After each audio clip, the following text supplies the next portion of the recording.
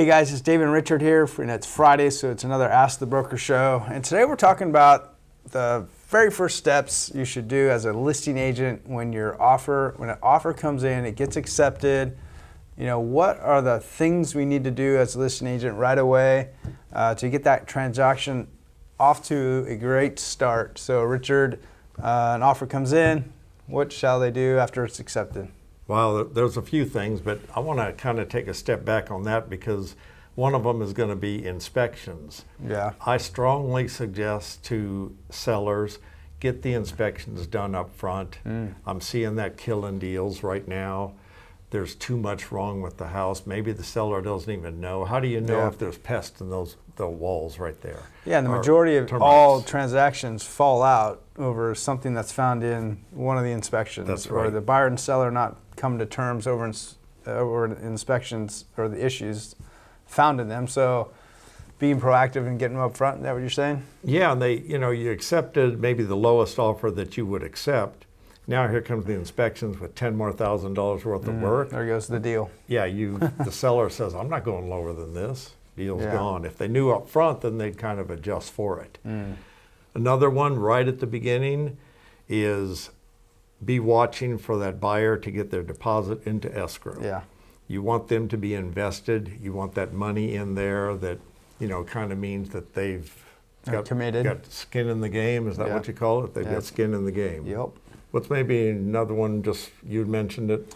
Well, as a listing agent, as a seller, obviously, you need to get the disclosures to the buyer within the first 7 days. That's the default time on the purchase agreement. Be careful to look for that. Sometimes a buyer will write in a shorter time period, maybe 5 days or 3 days. So whatever that time period is, it's your responsibility to get the disclosures done, including the natural hazard disclosure report, all the disclosures signed and over to the buyer as quickly as possible. And that would help with the inspection contingency, that portion of it. Yep, getting that done. Now what's next down the line? Typically, the appraisal, which we all kind of hold our breath for. Is the appraisal going to come in at price? And is it going to come in with nothing having to be done, meaning no conditions? So that's a big one too. I mean, even before the appraisal's done, and you'd want to check in with the lender on the other side, making sure the buyers have ordered it and paid for it and ordered it. That again shows the commitment level to the transaction. A lot of times they'll delay it, and for whatever reason they want to do the inspections first. So as a listing agent, you need to stay on top of the steps of the lender, making sure they're doing their due diligence to move the transaction forward.